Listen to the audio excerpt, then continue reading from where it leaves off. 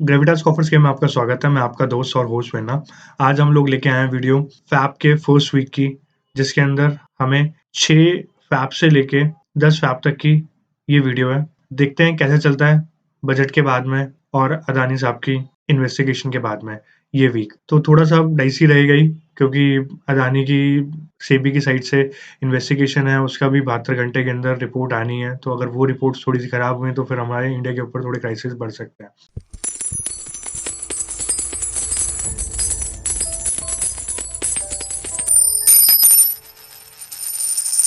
ये निफ्टी का चार्ट है। अगर निफ्टी के चार्ट के अंदर हम लोग देखें तो हम लोग ऐसे रेजिस्टेंस लेवल पे पहुंच गए हैं जहां पे 17,870-80 का रेजिस्टेंस है।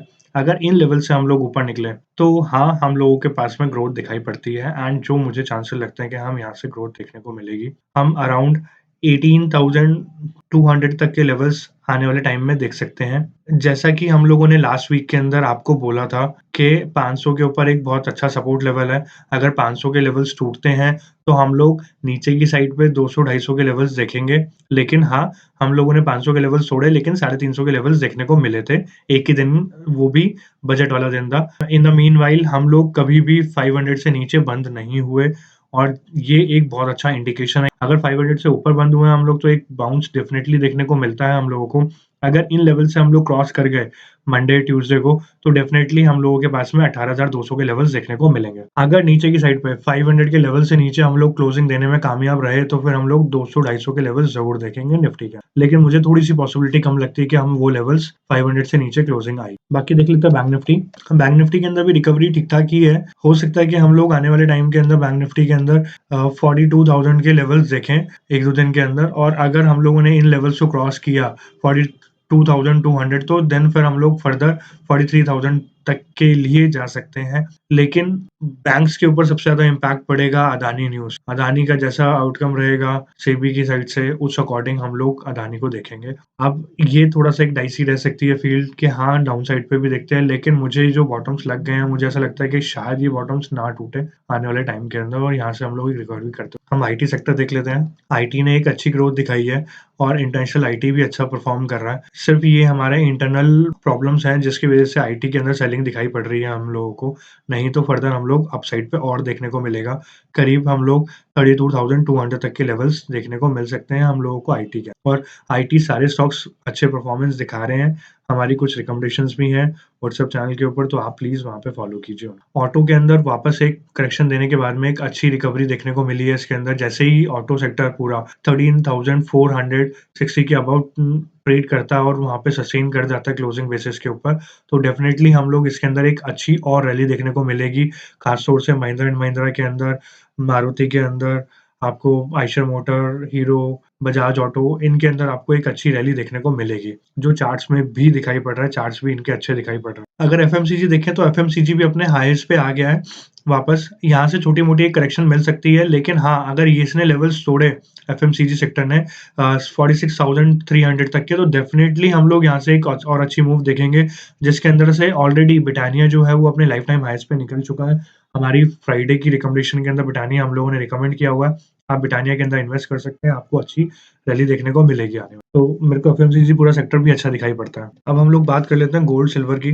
गोल्ड का अगर हम लोग चार्ट देखें तो इसने एक 2 दिन के सेशन के अंदर ही इसने सिर्फ ये लेवल्स तोड़ दिए हैं, जो हम लोगों ने ट्रेंड लाइन ड्रॉ करी थी।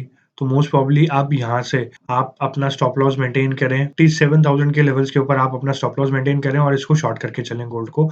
यहाँ से एक करेक्शन ड्यू है गोल्ड के अंदर, जो 55,600 तक की एक अपने पास में पहला लेवल बनता है इसका, जहाँ पे ये आ सकता है।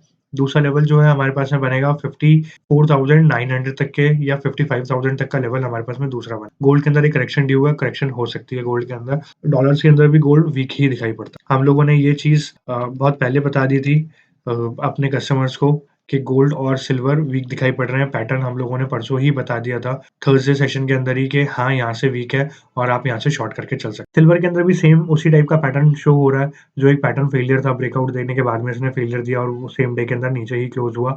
अब यहाँ पे इन लेवल्स के ऊपर क्लोजिंग आई है सिल्वर के अंदर, और मुझे एक डाउन साइड पे ओपन होती हुई दिखाई दे रही है। जो सिल्वर का डाउन साइड रहेगा वो रहेगा 66,850 के और 65,500 तक के लेवल्स देखने को मिल सकते हैं। आप 68,000 तक के इसके अंदर स्टॉप लॉस ले सकते हैं, मेंटेन कर सकते हैं। फर्दर हम लोग इसको डाउन साइड पे यहाँ पे और ये गैप भी फिल होते हुए देख सकते हैं 63,800 तक के लेवल्स सिल्वर के अंदर। तो सिल्वर और गोल्ड दोनों वीक दिखाई देते हैं। अब हम लोग बात कर लेते हैं इंटरनेशनल मार्केट्स के ऊपर। डाउ जोन्स एक कंसोलिडेशन फेज के अंदर दिखाई दे रहा है, जिसके अंदर हम लोग इसको एक ट्रायंगुलर पैटर्न के अंदर देख सकते हैं। अगर हम लोग देखें तो एक ट्रायंगुलर पैटर्न है। इसमें से आइदर साइड कहीं पे भी एक ब्रेकआउट मिलता है तो हमें एक रैली अच्छी देखने को मिलेगी, जहाँ कहीं पे भी ब्रेकआउट मिलेगा। ट्रायंगल के अंदर किसी भी साइड पे ब्रेकआउट हो सकता है। बाकी तब तक ये इसी रेंज के अंदर रहेगा। डाउ जोन्स जो है 34,140 के और डाउन साइड पे 33,300 के लेवल्स पे ये इसी रेंज के अंदर घूमेगा और जहाँ कहीं भी ब्रेकआउट मिला वहाँ पे आपने प्लस करके चलना है या माइनस करके चलना है। डाउन साइड पे जाएगा तो माइनस करके चलना है,